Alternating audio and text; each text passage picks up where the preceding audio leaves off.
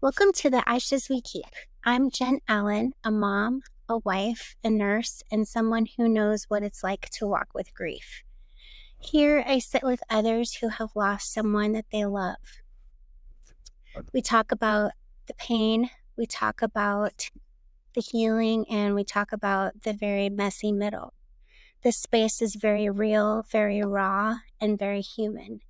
Today, I would like to introduce Becky and Tim Graff. Becky and Tim are speakers and mentors who share their journey through grief, fear, and emotional overwhelm after losing both of their daughters in a flash flood. Becky is the author of Swept Away, a true story of grief and acceptance. Together, they offer honest insight, real tools, and a powerful message. It is possible to build a life of love and meaning even after unthinkable loss. Thank you guys so much and welcome to this episode, and I appreciate your time. Thank you for having us, Jen. Appreciate it. Yes, thank you for having us on. I would love for you to share your story with the listeners today, and then we will take it from there. Okay, I'll start. go ahead.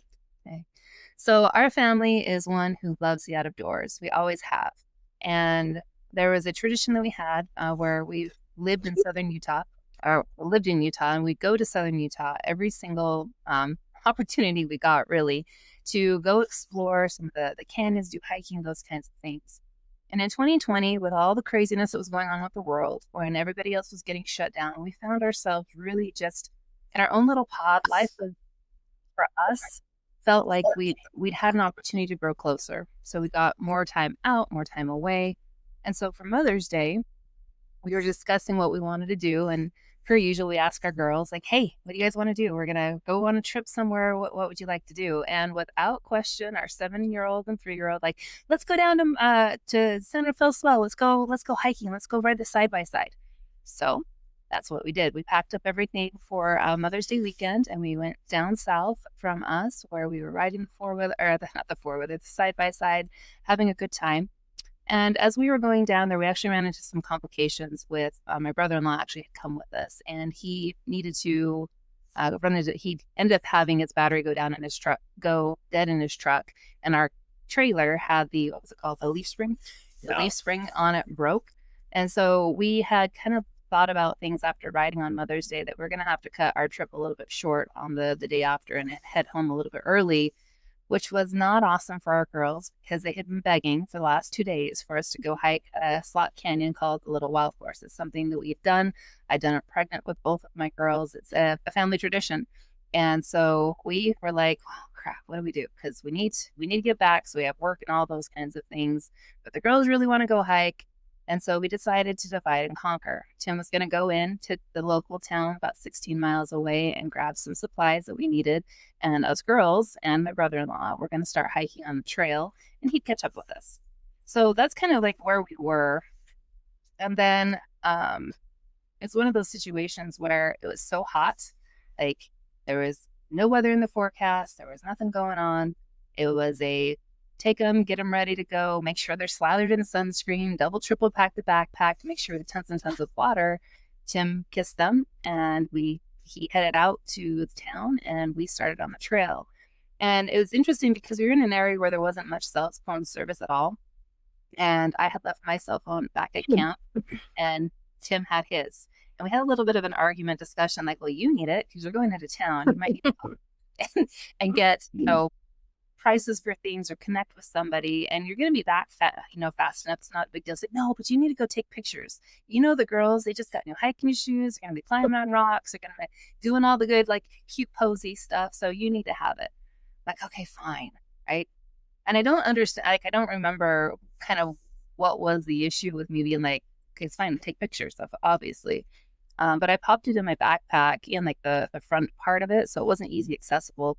And as we started the hike, just for those of you who may not be familiar with the terrain that we're talking about, it's a wide sandy wash, and you drop down into it and you start walking upstream. And then as you go, then there's sandstone cliffs that start rising on either side, and it gets very narrow.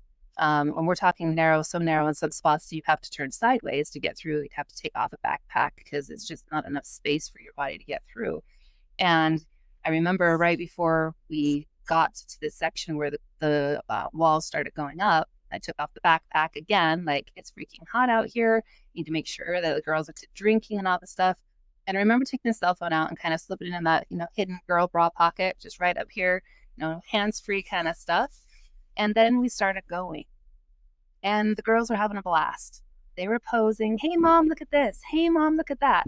And as we went going, I found myself just capturing those happy childlike moments and thinking, man, Tim's missing out. I can't wait for him to catch up with us so that we can have some of those family photos.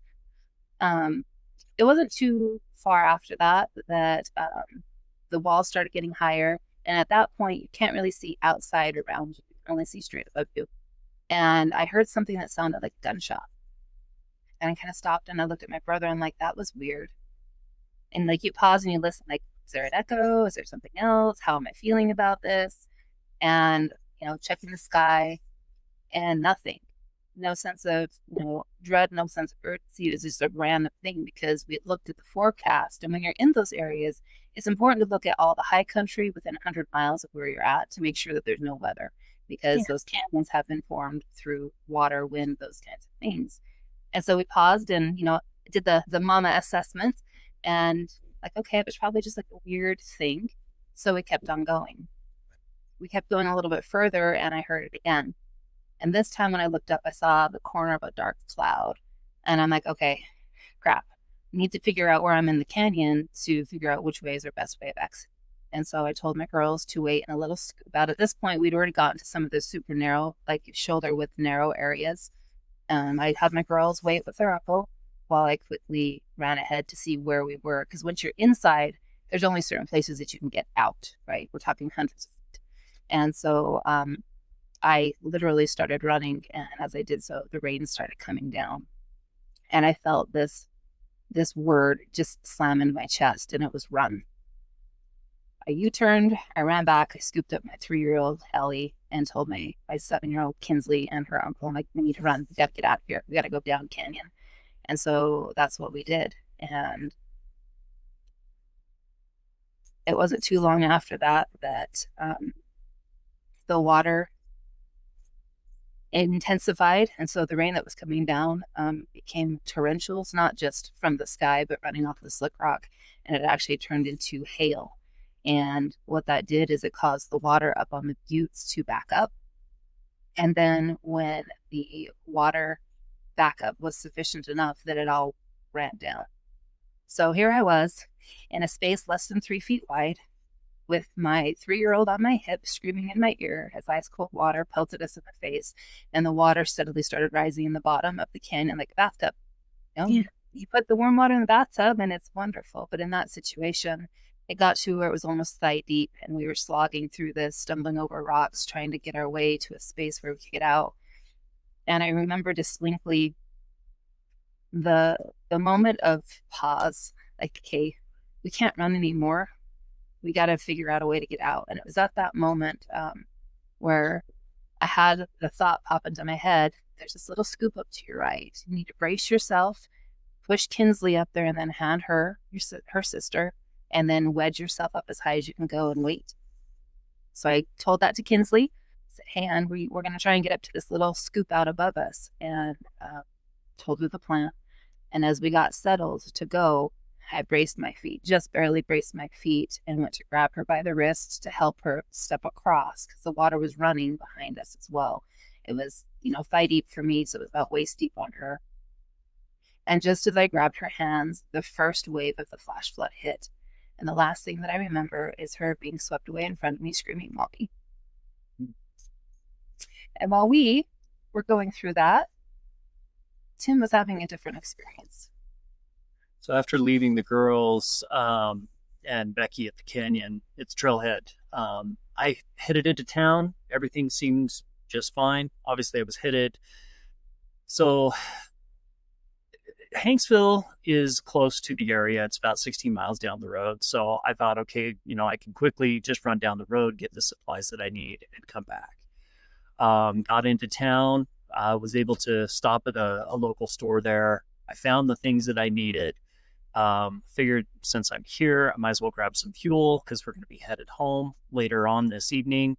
So I was out getting fuel. And as soon as I was done fueling and started to turn back towards where the canyon is located, I noticed this storm system had rolled in, and it completely blew me away because it moved in out of nowhere. Like it's almost like this storm just appeared.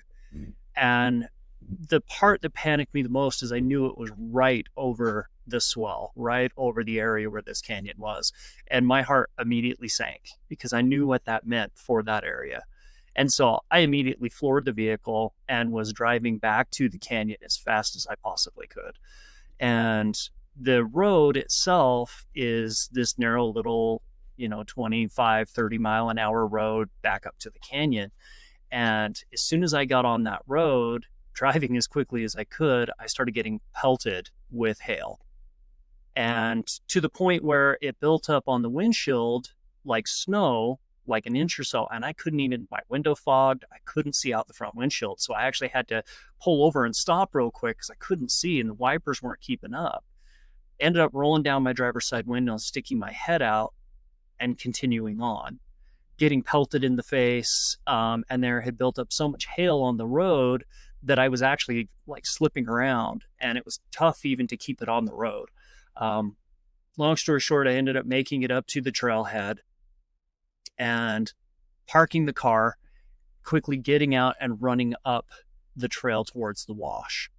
As soon as I reached the wash, the water, the first wave came rushing past me in the wash. And I knew it was a bad situation, but I had to get to my family. And so at that point, I worked myself down into the water and was staying close to the bank, as close as I could, holding on to the brush, whatever I could get a hold of, to try and work my way upstream towards the canyon without getting swept downstream myself. In this moment, I'm looking upstream. I'm looking for any handhold to grab onto and slowly working up the water when I looked upstream and saw what looked like McKinsley, my oldest, my 7-year-old, floating towards me. And I had that moment of like denial where I went, this can't be happening. There's no way this is her. And I kind of looked down for a moment, caught my emotions, and looked back up and realized it was definitely her. As she came towards me, I moved to the middle where the water was raging the most, and I grabbed a hold of her, moved her to the bank, and immediately started doing, I rolled her on her side, immediately started beating the water out of her mouth and stuff, rolled her on her back and started doing CPR. I was doing CPR for maybe, it felt like an eternity, but I was probably there for 5-10 minutes. And then I realized that I needed to get more help. I needed to get her to a better location. And so I threw up over my shoulder, ran back to the car. There happened to be a gentleman there in a van in the parking lot who actually got out, started helping me do CPR. He had a emergency beacon. And so he hit the button, put it up on the car. And after doing some CPR there, he said, you got to get her up to the ranger station up by Goblin Valley. And my first thought was, I don't know how I'm going to do that, because you have to go across the wash to get back to the ranger station. And there's actually 2 other washes on the way there. And as you can imagine, all 3 of these were just raging with water. And so, but I agreed with him. She needed to get to where first responders could get to her. And so I put her in the car and immediately started driving as fast as I could towards the wash. Actually made it through all 3 washes, forging in my vehicle, and got back to the ranger station where first responders were there and able to start working on McKinsley. The last thing as they were working on her that I remember hearing was that, they had hooked up the defibrillator. They got a faint pulse. Life flight was on its way. And at that point, I had hope that she was going to pull through. And she was in the best hands that she possibly could be. And so at this point, my focus turned to, I've got to get back to the canyon, because I knew Becky was there. I knew my brother was there. I knew that Ellie was there still. And if Kinsley had come down, they were likely in the same situation. Yeah. And so I had one of the rangers actually take me back in a pickup truck, take me back up to the trailhead, forging those 3 washes again. And as I started working myself again, same way, back up the canyon, moving through waist deep water, I got through the first section, and then I came across Becky, who was coming down with some help. I asked her, "Where's the baby?" And she looked at me and she said she didn't know. And I said, "Don't say that." I knew she was being helped down. She was hurt, but she was alive. She was okay. And my focus went, I've got to find the baby. And so I turned from that point from her and started working up canyon, until I came across my brother coming down just above. At that point, I knew that she wasn't with him and that she had to be downstream. And so turning my focus from my brother, I started working downstream, turning over, as you can imagine, everything that I came across, checking every area where there was water, checking debris, all sorts of places that she could possibly be. And this storm came through at it was about 2:00 in the afternoon, about 1:30, 2:00 when everything hit. I ended up walking downstream till 10 p.m. that night looking for Ellie, until I was met with 2 sheriffs that ended up taking me back to the trailhead. And then I ended up joining forces with search and rescue. It got too late that night, for safety reasons and other factors. It was way too dark to be out there searching. They ended up calling the rescue off for that night, and we came back the next morning as soon as sun up. Ellie was found 28 miles downriver that next morning at about 11 a.m. So, Wow. I was actually with search and rescue when she was found that morning, 28 miles downriver. And so, and she was actually flown out. Both of us were flown out on the DPS helicopter from search and rescue.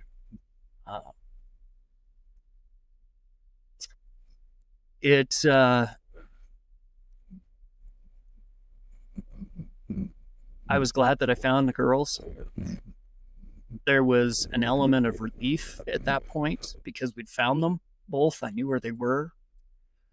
Part of what was hard that morning is the sheriffs and I, that next morning when we found Ellie, meeting up with the sheriffs and actually working downriver. I had two of the sheriffs come up to me and say that they basically told me that Kinsley hadn't survived.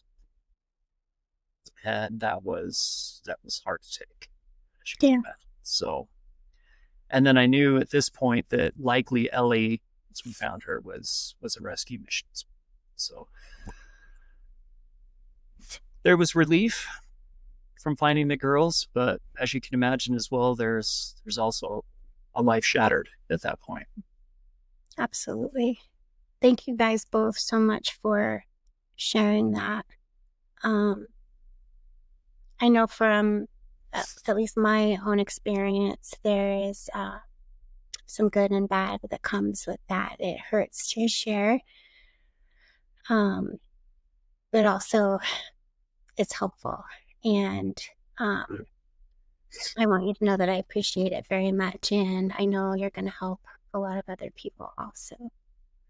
My first question for you both is, at what point did you come to the realization, or did you decide that grief was not gonna consume you for the rest of your lives? I think that there was kind of a undercurrent immediately, at least for me, as my brain tried to wrap its mind around this horrible nightmare where literally for the first time in my life, I had absolutely no control over anything. I couldn't control what my body was doing, what my body wasn't doing. The only thing that I could control is what I focused in on and how I chose to navigate what was going on. And I remember a very distinct sense of helplessness and being acted upon. And I never, ever, ever, ever wanted that again. It hurt. It was hard. But if I thought about the girls and their life, their zest for life, I mean, 3 and 7, not a lot of time here. But those girls packed so much life and so much love and so much energy and were always down to do stuff. It felt like a betrayal almost to allow myself to allow the event that shattered our world to shatter the rest of my life in that space. And so it was a very intentional thing from day one, from the moment that I was helped out and, I got to see Kinsley before they took her away and have, those moments of closure that I hated what had happened. And I was going to fight my hardest not to allow that to be the rest of my world, the rest of my life, to have their memory clouded by the tragedy that took their life, and instead focus on what can we do to carry their light, their love, their legacy forward in a very intentional way. Remember Becky sharing with me after we found Ellie that next morning in search and rescue, going to the hospital and being with her. One of the first things that I remember hearing from her was that she was concerned that I was going to blame her. She was concerned that it was somehow her fault, that she had done something wrong, and that I was going to be upset, and it was going to end up in us, getting divorced and me leaving her, or never being able to forgive her. I remember the first thing she said to me, or that she'd said to others, family members that were there, was she was concerned that I was going to be mad, that I was going to leave. The words were, "Tim's going to hate me. How can he love me?" And after this, one of the things that was going through my head that day is there are so many situations in life. There are so many other people that are involved in our lives, that come in and out of our lives. And then there's ourselves. And really, when you talk about others and situations and ourselves, the only things that we can really control is ourselves. No matter what comes up in our life, no matter what the situation is, you can only do the best that you can do in that situation. And the same with the others. They can only do what they can do in the situation. And so the awareness of that and my understanding that Becky would never intentionally hurt us. So she was doing everything in her power to help them with what she had to work with. And for me to sit and make assumptions and try and go, well, how come you didn't do this? Or how come you didn't do that? Or, how come this or how come that? Honestly, I wasn't there. I wasn't in the situation. I have no idea what the water was doing, what the storm was doing, what the canyon was doing, what others in the canyon were doing. So honestly, all I'm going on is a bunch of assumptions and attempting to ease my own mind is really what's at the core of it, what's going on. I have no idea in that moment what was actually going on. All I could control was what I had control over, what I could do. And so these things, this awareness that I had was what kept me. There's no reason to blame. Won't blame anybody. The storm was simply doing what the storm does. Rain falls, canyons flood. It's what makes them so beautiful. Others in the canyon were out enjoying the day, no different than we were, and they were doing they were looking for safety. They were trying to survive themselves, doing what they could. And I know they did everything in their power to help us out. So really, there's no blame. There's no pointing fingers at anyone to go on. And so when you talk about, and then when it comes to Becky and I in our relationship, I had just lost half my family. I just lost, my girls to the other side. And the last thing that I wanted to do was break our relationship, to lose the other half of my relationship. And so honestly, since that day, we have done nothing to grow stronger, done nothing but be there for each other and work together to overcome. And so when you talk about grief, and it was, as Becky mentioned, it was a choice right from the beginning to work together to overcome the worst thing that we would ever experience, and we would face it together. Because like I said, I just lost everything. It's like pouring salt in the wound to do any more damage to it. So I'm really glad that our conversation kind of went down that path, because that's definitely something I wanted to talk to you guys about. Because I see a lot of stories of parents getting divorced and just not surviving after a tragedy like the loss of a child. And it isn't something that my husband and I, we're very sort of upfront with each other about in the beginning also, like, that can't be us. And so, outside of all of the things that you just mentioned, Tim, what else do you guys do as a couple that helps you grieve together, grieve independently, and then, come back together again and be a team at the end of the day? So the other thing the interesting thing, and this is something that we weren't aware of before everything happened, but what's come to light as we've decided to work together, as we've, decided to face whatever comes emotion-wise moving forward, is grief is different. Especially, grief is different for everyone, but it's also, there is a big difference in grief between the way men grieve and between the way women grieve. And I think this has a lot to play with how come couples end up divorced as well. Is men grieve differently than women. Men tend to, and again, everybody grieves differently, so there's nuances to it. But men are usually work through their emotions by tinkering, doing things, doing external projects, working in the garage, working on something helps them work through those emotions that are coming up for them. Women are more verbal. They like to talk. They need somebody, if nothing else, they just need somebody else to listen to, and to feel understood by. And so ladies a lot of times need to talk through their emotions.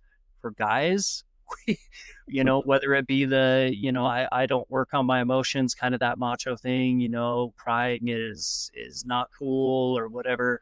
There's a little bit of that in us, no matter who you are, I guess. Some guys are more macho about it than others, but and so when it comes to, you have the wife who needs to verbalize, who needs to talk, who wants to dive deep into those emotions and work through them, and a guy who's kind of uncomfortable with that. He doesn't want to go there. A lot of times you have that gap, I think, between a husband and a wife. She feels like he just doesn't care. He doesn't want to, he doesn't want to talk about it. He doesn't want to hear, he doesn't care what I'm dealing with.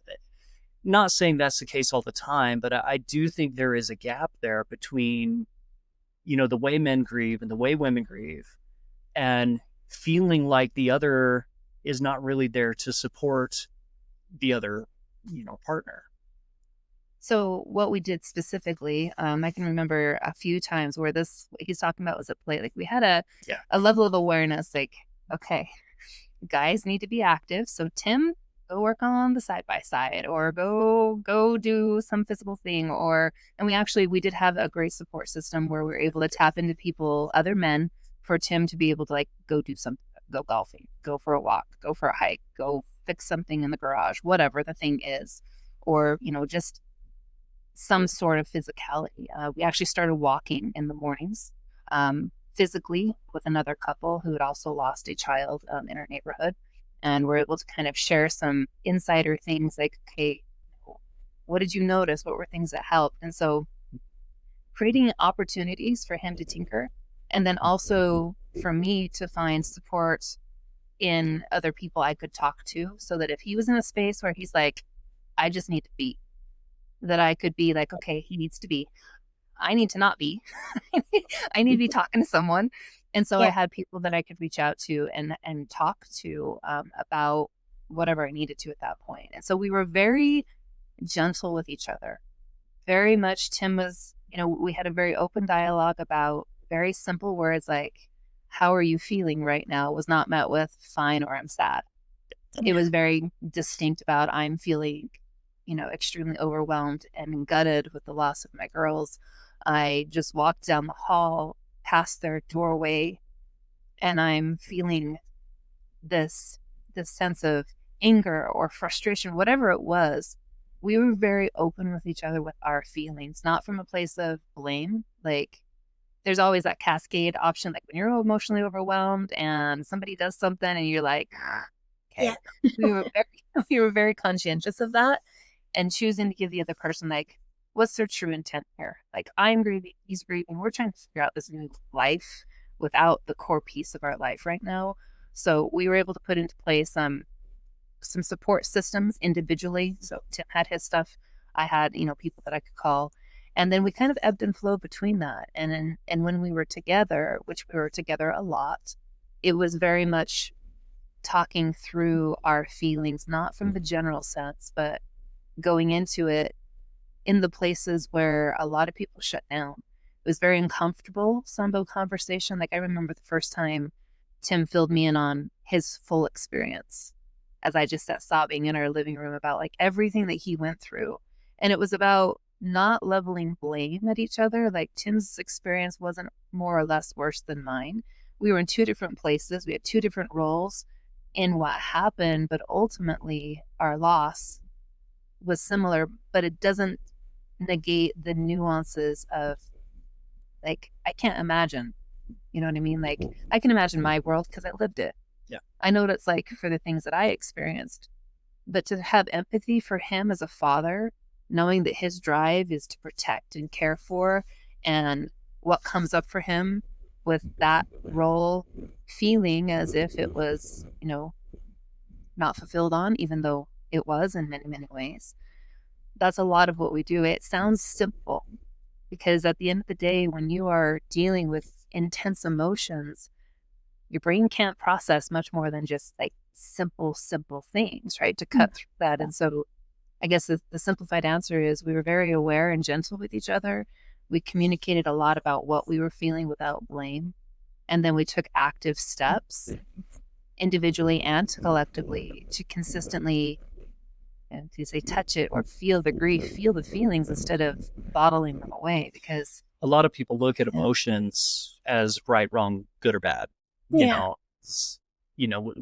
tend to, naturally as human beings, we tend to judge things. We tend to, I feel this way and I shouldn't be feeling this way right now. And this is not okay. And we bury it. Especially guys. Guys tend to do this more than the ladies do. Ladies usually will be more open to talk about how they're feeling and work through it. Guys tend to bottle and to shove it down, and we don't want to talk about it. And we're just going to go do our thing. The danger in that is later it usually comes back, and it comes back explosive. Yeah. And that can lead to a fight with the wife. That can lead to, and it can be something small that sets things off and just causes all that emotion to come out. So it's important not to look at the emotions and things that are coming up for you as right, wrong, good, or bad. It is simply what you're feeling. And it's okay to feel that. You wouldn't, feel these overwhelming emotions that are coming up with grief if you didn't love the person or the situation or whatever you're grieving so much. It's, it's a positive thing, even with the negative emotions. Like Yeah. there's so much love that comes with that. That's how come you feel that way. So to Becky's point, it's extremely important just to name and label your emotions and feel them. Allow And yourself the space yes, to feel them without judgment. yes, Yeah. There was literally times where I would set a timer for myself, like legit, Yeah. ugly in the closet. yep, Yeah. I'm gonna stay here. I'm gonna be in this mess, and I'm gonna stay here for 5-10 minutes. Tim, don't bug me. Yeah. Just do my thing. I get And it. I've been there too. Like I like to describe grief as my new very needy friend. And if I don't yep, spend time with her, she turns into a not very nice person, yep, and she will demand and take that time from me. yep, And so I do, I carve out time to spend with her so that I can sort of own the rest of my day. Not that yep, things still sneak up on you and, you know, triggers don't happen, but that is very helpful. And I think that's a very powerful thing, that carving out time for your grief. Like as human beings, it's not like the world stops when you lose someone. It doesn't.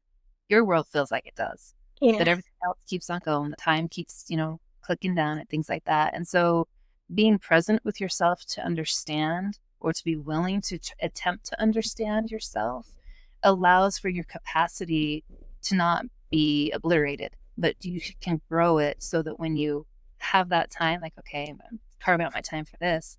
So those things do stack, but it doesn't have the volatile potentially, um, repercussions. I know that Tim and I, the times that we fight, it's when yep.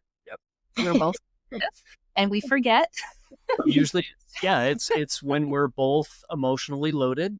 That Yeah. needy friend, so to speak, is there and needs our attention, and then we come together, and it's like Oil this and water, tension. Yeah, oil and water, and in those moments, it's like, okay, this is dumb. Like, yeah, yeah, what are we even like? What is this? And then it's Yeah. like, so how are you like? What's going on for you right now? And then we share, like, oh, you know what happened? We weren't being as consistent with our process. yeah, Okay. Because life gets busy, and as you get distance on the event, you want to get back to a sense of normal, quote, normal. And it's a different life yeah, because there's routines and things are not the same anymore. And you've got to figure your way through that. And it's important, to your point, and I love that you shared that, Jen, is to you carve out the time yep. to be with your grief so that you have the capacity to navigate the other things. Not that you're not going to have triggers and they come out of the blue.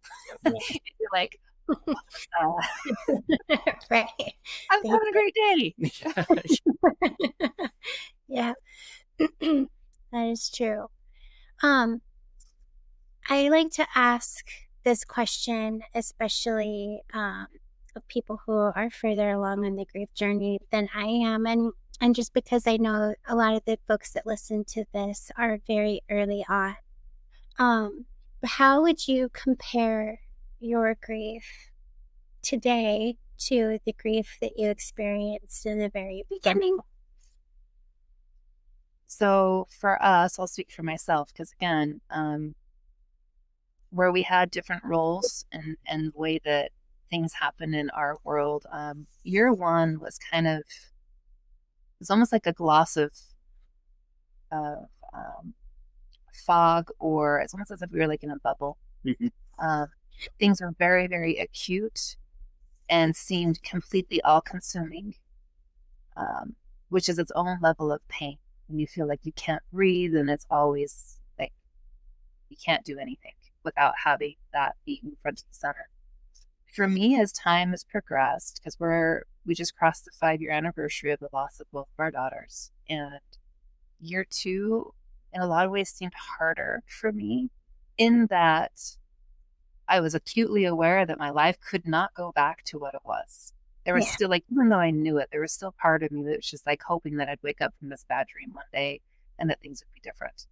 And so it's not that I don't know that it is that it actually got harder. I think that it was just my world, right? Everything was new. First year anniversary, like all those kinds of, this is a marker of the distinct difference of life now versus what it was, and trying to navigate those things. I found myself dealing with a little bit more anger actually as time moved on. And we know and identify with anger being just deep pain, different facets of the pain that we buried our girls, we did memorials for our girls. Tim and I did a lot of very intentional work in year one. We look back, it's like, oh my gosh. Yeah, we would look back at what we did that first year, and it honestly is amazing what we were able to do. And because a lot of it was, to her point, it was very intentional. We did a lot of intentional work to work through that grief.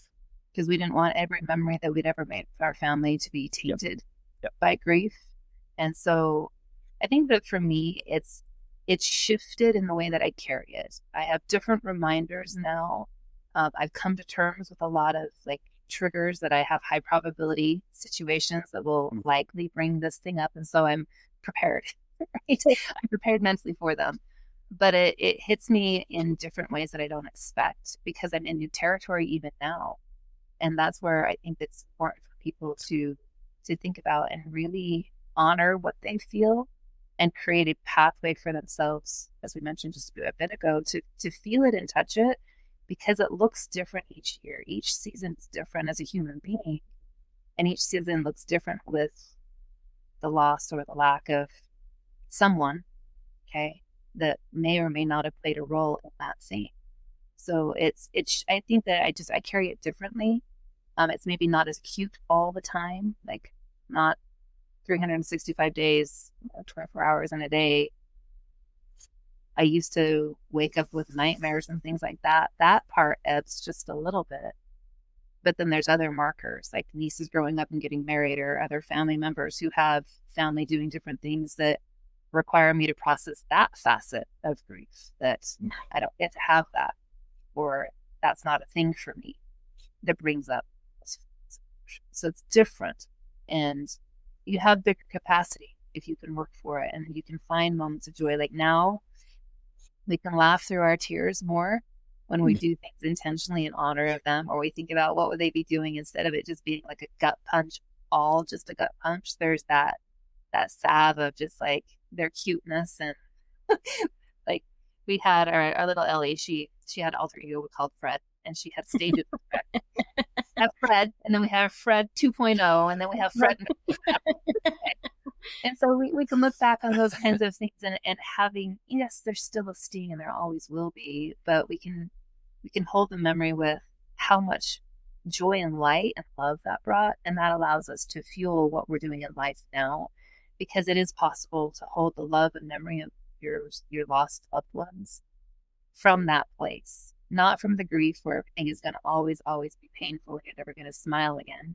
In fact, I remember the first time I smiled and I was like, oh crap, like, did I forget them? Did I somehow betray their memory? I'm supposed to be like always sad all the time. And I remember this powerful piece of advice that we got. Whether you laugh or whether you cry, whether you're stoic, whether you're, out doing stuff, it changes nothing as far as the love of your daughters. If you're crying all the time, it doesn't demonstrate that you love them more. Yeah. If you don't cry, it doesn't mean that you've stopped loving them. Like, that part can't be taken away from you. But what's important as a human being is to choose how you want your life to be now. You get to choose that. What does that look like for you? And it's honoring those feelings. Again, it comes back. Sometimes I feel like I'm very repetitive, but it comes back to honoring what you feel without judgment. Yeah. And understanding that piece for yourself, because it looks different each year, each season. At least that has. Yeah. Well, and that's how come it's important to identify and be okay with your emotions. It's because, we hear a lot of time heals all. That is so bullcrap. There's a I'm gonna say well, okay, but true. And like, here's the truth that comes with time healing all, though. It's what are you doing with that? Yeah. What are you doing intentionally in that time to heal? Because just sitting back and being like, well, this will get easier with time is bull. Yeah. It's because time just marches on no matter what. And life is going to keep coming. also with that, you have, the emotions ebb and flow. Grief itself has, many different stages of grief, and they're not linear. It's not like you work through one level of grief and then, okay, check, that's done. Moving Yeah. on to this level, There's no check. graduation. It's not to come back again. That'd be nice if it was, It'd be though. great, I but remember when I was smacked between the eyes with that realization. I'm like, wait, what stage am I in? Like, honestly, I'm like, okay, yeah, I'm feeling that means I'm in this stage. I felt almost as if it was like a guidebook until I realized that wait, this is like I'm in denial again. I already went through What this. happened? Wait, Am I broken? and so this is where people start judging themselves again. This is Yeah. where 2, 3 years down the road, suddenly you're back in a stage of grief that you felt like you've dealt with, and you're beating yourself up again. Dang it, I've dealt with this. Like, how come I'm still here? Like, this is crap, blah, blah, blah.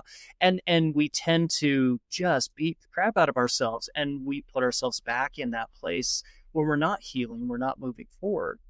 And so it's about intentionally doing things within that time to heal. Becky and I, like we mentioned in that first year, we were very intentional with the things that we did. Yeah. To heal as we moved forward. And then we understand that, grief isn't linear. So we are going to ebb and flow through those different stages of grief. And when they come up, it's identifying it simply for what it is and the emotions that come with it, being okay with them, working through them, and moving forward. That is forward movement. The other thing that Becky and I have shared is there's a difference between reliving and remembering.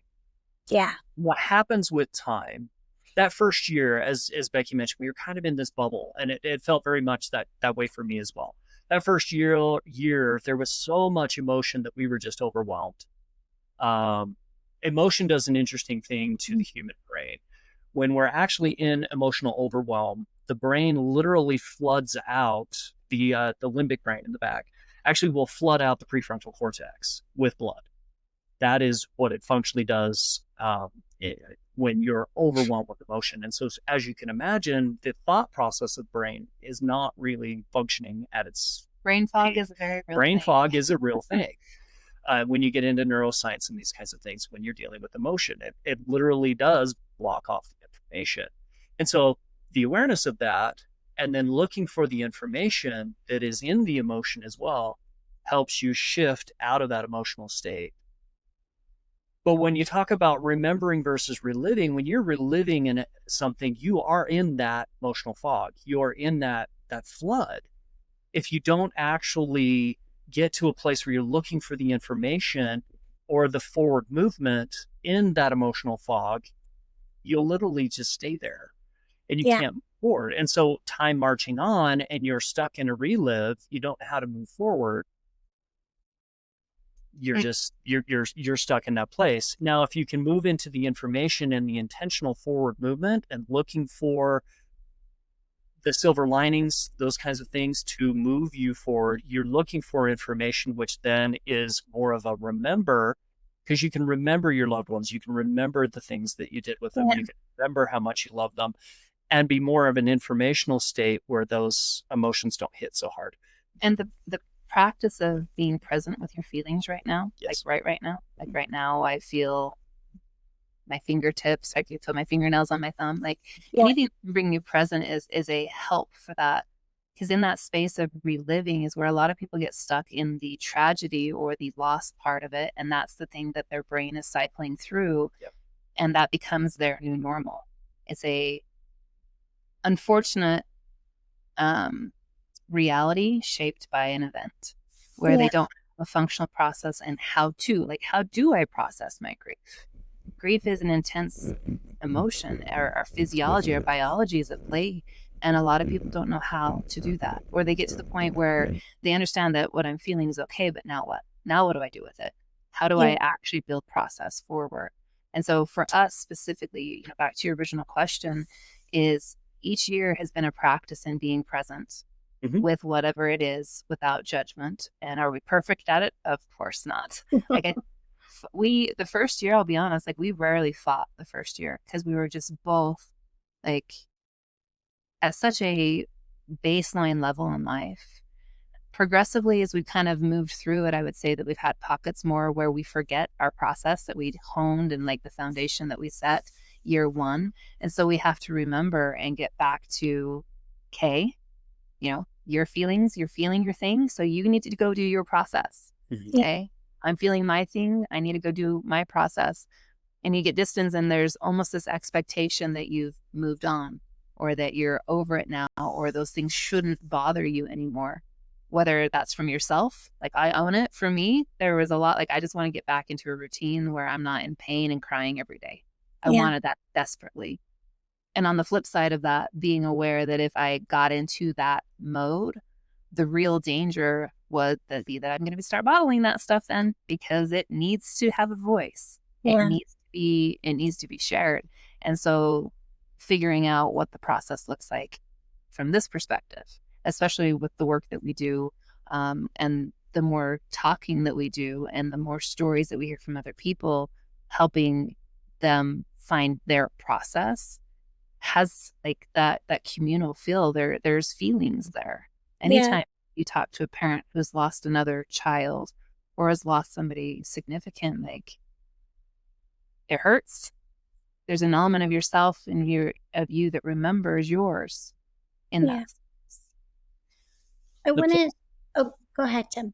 I was just going to say, it's just being careful of where, are you in reliving it or are you in remembering it? A lot of what we hear is, they're stuck in that cycle of reliving it over and over and over, day in and day out.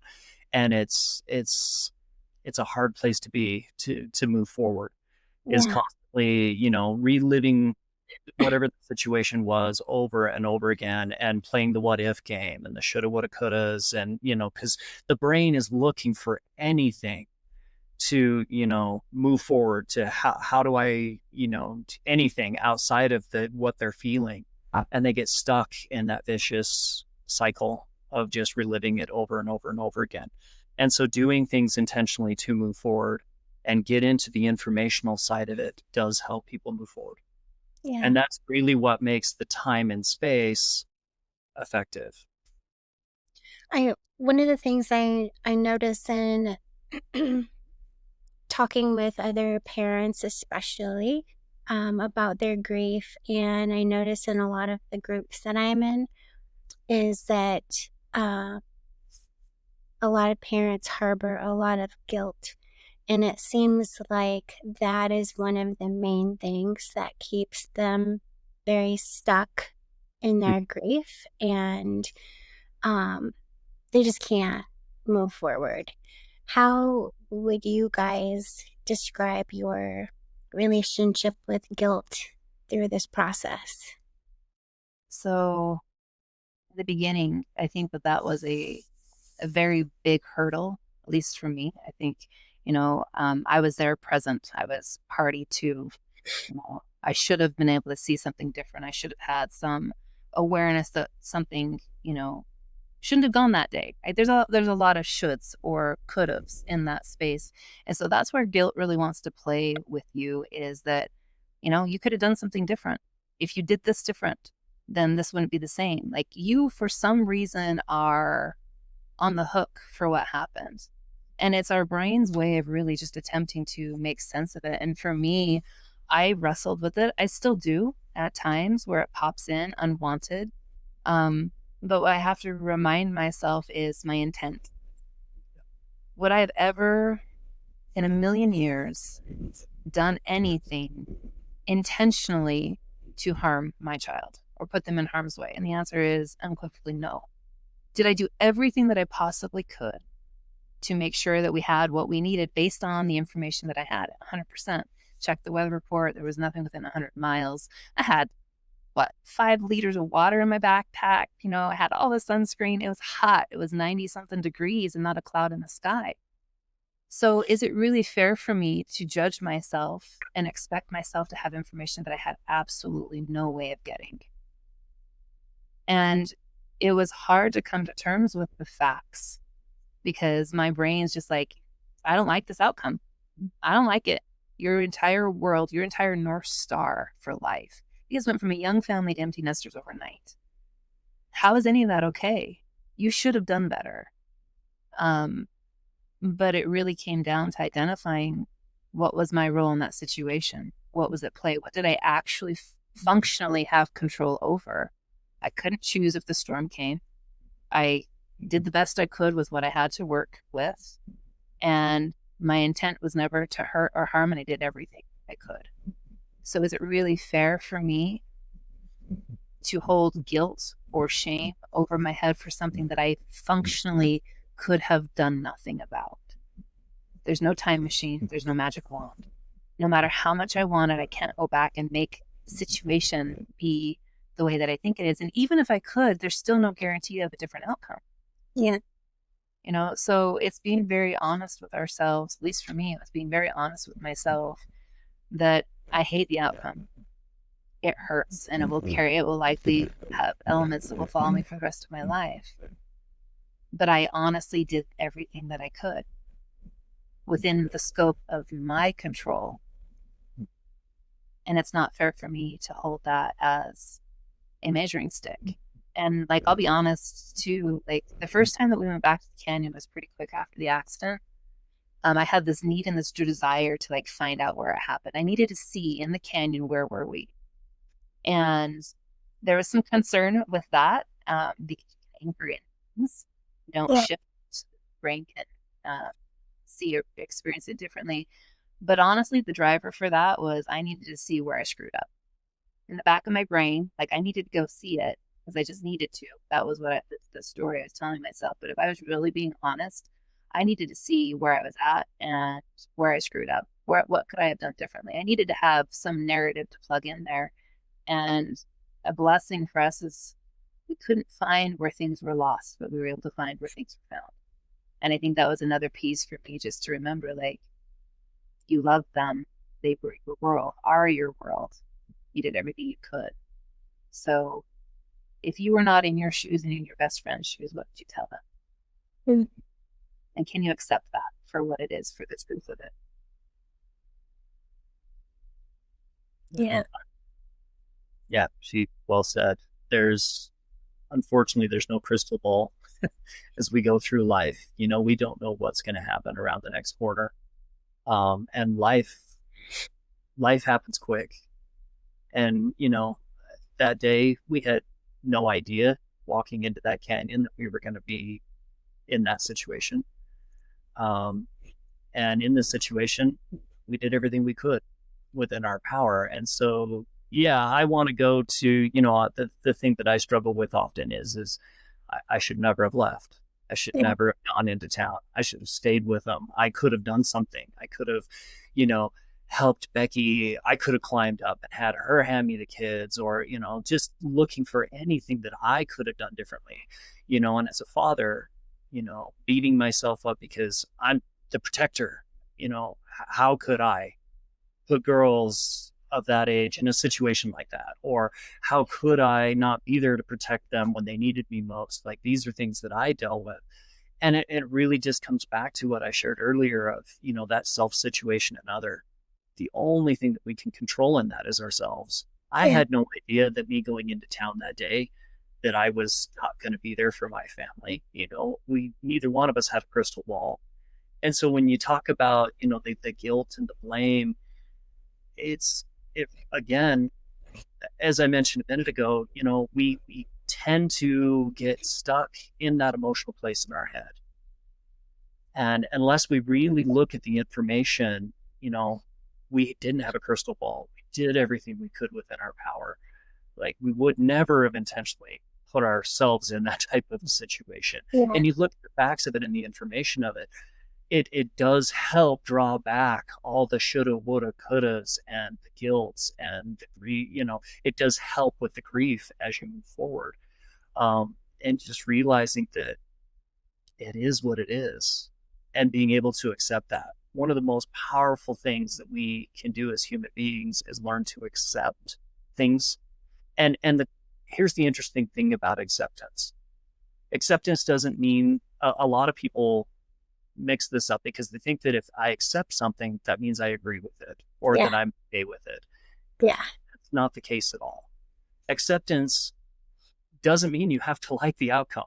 like Becky mentioned, Or that you even agree with it. yeah, or that you even agree with it. We don't like what happened, but can we accept it? We have accepted it Yeah. because it is what is. It is what is. We don't have to like it. Of course, we wouldn't have chose it, but it is what is. So what do we want to do moving forward? And that has been a huge piece in not going back into the grief, not getting stuck in the, the guilt and those kinds of things, is the awareness of acceptance and then choosing how we want to move forward. Yeah. I have one more question for you guys. I don't want to keep you forever, even though I could sit here and talk with you guys forever. What is one thing that you wish other people knew about grief?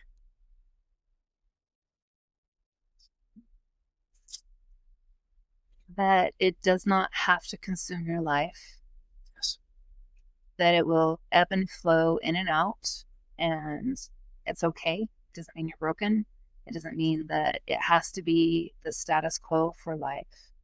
That grief is not a horrible thing. It can be beautiful because of the love that it allows you to reconnect to when you ebb and flow between reliving a horrible event versus remembering all the beauty that came before the event. And you are 100% in control of how that plays for you. You get to choose. And the belief that people, the words, there's no way I could, or I couldn't, I can't even fathom. My humble offering is ask yourself the converse question. When you hear yourself say, I can't, follow it up with, but what if you could? Yeah. What could you do? Because again, grief is a very powerful thing. And it can force you into a place in a pit of despair where you feel like you can never get out of.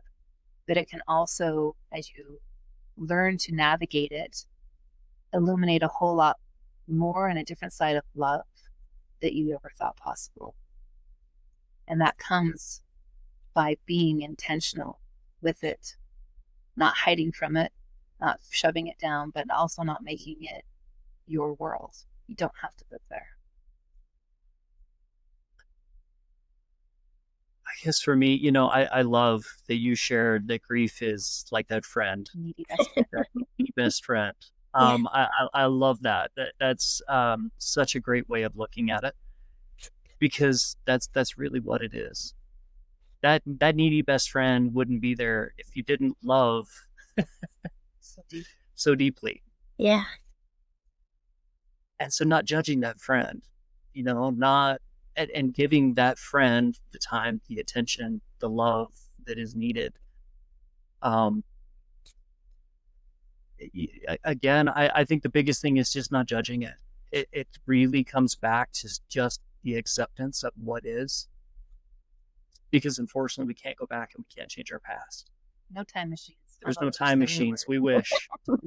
Crystal balls, everybody has their magic wands. We're but unfortunately, as we go through life, we don't have that, and that needy best friend wouldn't be there. That grief wouldn't be there if you didn't love so much. And so just not judging it, the emotions, the situation, you likely, in whatever the situation that you're going through, did the best you could with what you knew, what you had to work with.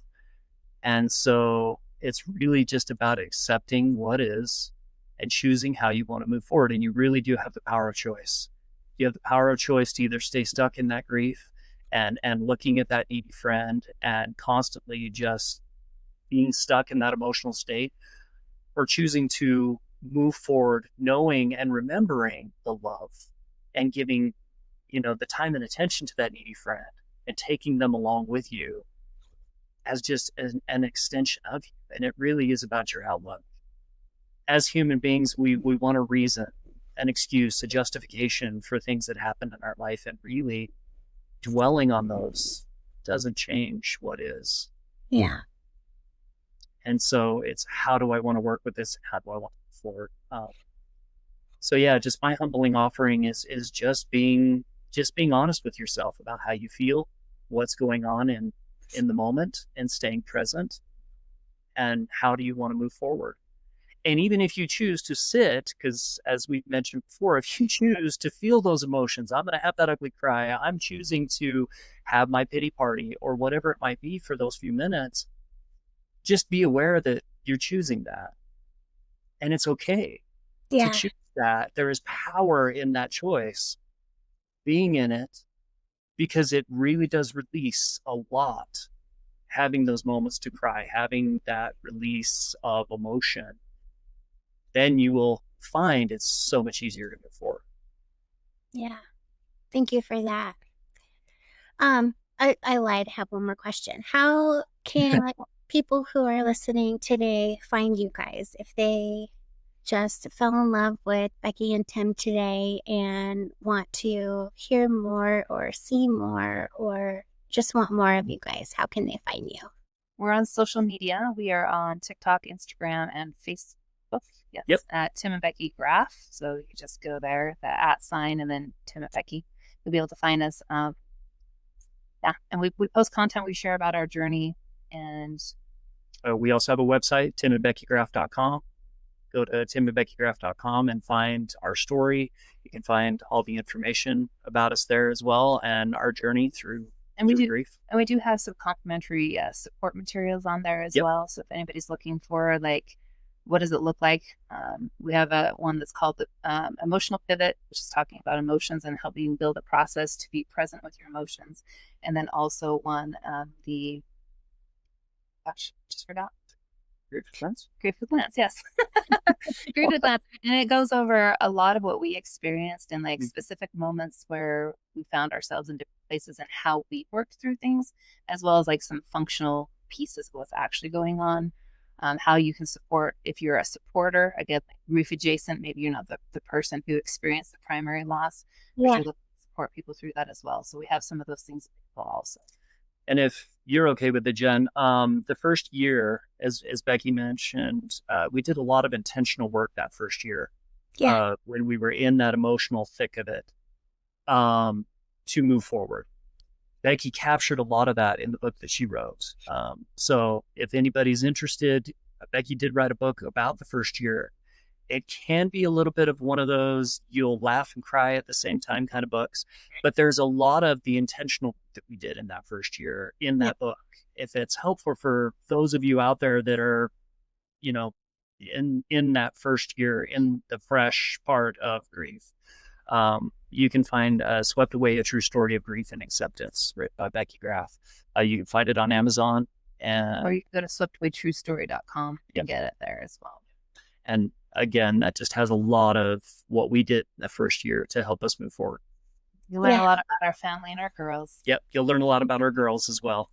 Yeah, I've been reading it. That's my little plug. It's amazing, and I appreciate you being able to do that, and you're inspiring to me because that's something I knew I wanted to do in the very beginning too. So it's a process I've been working on. So Awesome. I love that you have that. And I always say I like love hate something when it like hurts, but it feels good at the same time. Like your story is that I love reading it, but I hate that I need to, and I hate that you had to write it. Thank you so much, Jen, for having us on. Yeah, thank you guys. Thanks everybody for listening today. I hope that you have found some peace listening to Becky and Tim. I hope that you have found a sense of not being so alone in your grief. We would love for you to like and follow and subscribe to the channel, and we will see you all again very soon. Thanks again, guys.